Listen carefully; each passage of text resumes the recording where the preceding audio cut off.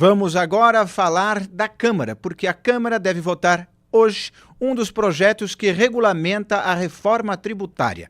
Trata-se do projeto de lei complementar PLP 6824 do Poder Executivo, que especifica reduções de alíquotas para diversos setores. O relator do projeto, o deputado Reginaldo Lopes, apresentou nesta segunda-feira o parecer favorável à maior parte das mudanças propostas pelos senadores. Para ele, as alterações vão manter a alíquota padrão em 26,5%.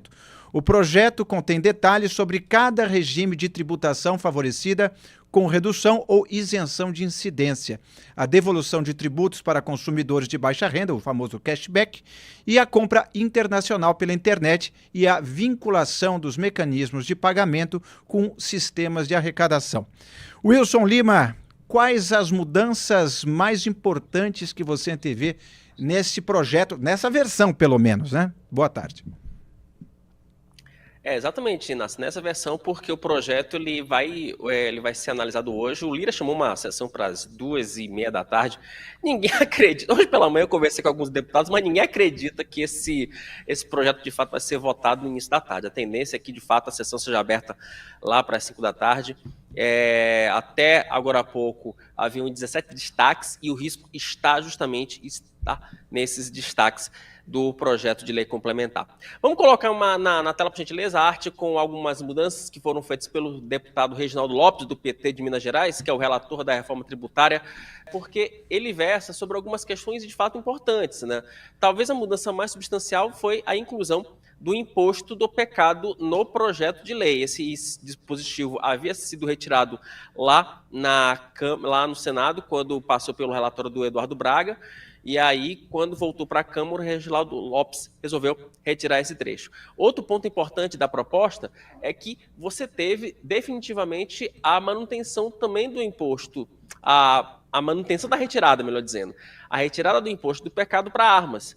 Esse dispositivo foi incluído pelo senador Eduardo Braga, mas na CCJ ele foi excluído e essa decisão da CCJ foi ratificada também no plenário do Senado. Essas são as duas mudanças principais. Tem algumas outras questões desse projeto especificamente que fala sobre a questão também de alíquotas relacionadas a serviços de esgoto. Isso também foi alterado lá na versão que chegou na Câmara dos Deputados. Então a tendência é essa, meu caro Zé Inácio. A expectativa é que o projeto seja votado hoje. Tem destaque, o Lira ele colocou inclusive o projeto na votação ontem lá na Câmara.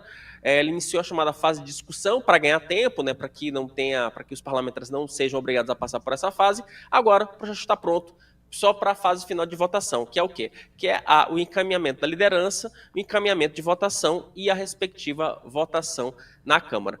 E o Lira precisa resolver isso hoje, tá? Porque na quarta-feira já há previsão de se votar o pacote de medidas do ajuste fiscal.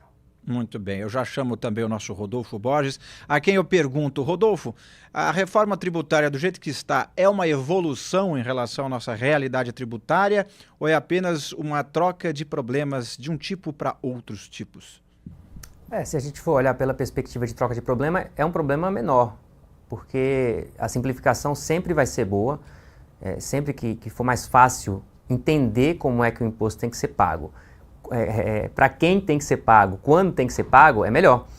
E essa reforma, de fato, ela simplifica porque unifica impostos. O problema são esses destaques que o Wilson mencionou aí, porque numa tentativa de unificação e simplificação, quanto mais diferença você inclui naquilo que era para ser unificado, mais complicado fica.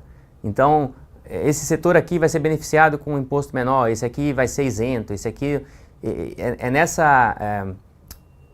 começa a se complicar de novo. Então, assim, é bom porque simplifica. Agora, poderia ser melhor se não fosse tão complicado quanto parece que vai ser para alguns setores específicos. Então, assim, toda reforma no Brasil tributária no Brasil, ou previdenciária, todas essas reformas econômicas, elas têm ocorrido dessa forma. Avança-se o possível no momento em que ela é aprovada, mas sempre que se aprova uma reforma como essa, já entra em perspectiva a necessidade de uma nova reforma para o mesmo setor, porque os problemas que existiam não são todos selecionados ali por essa reforma. É tudo a conta-gotas.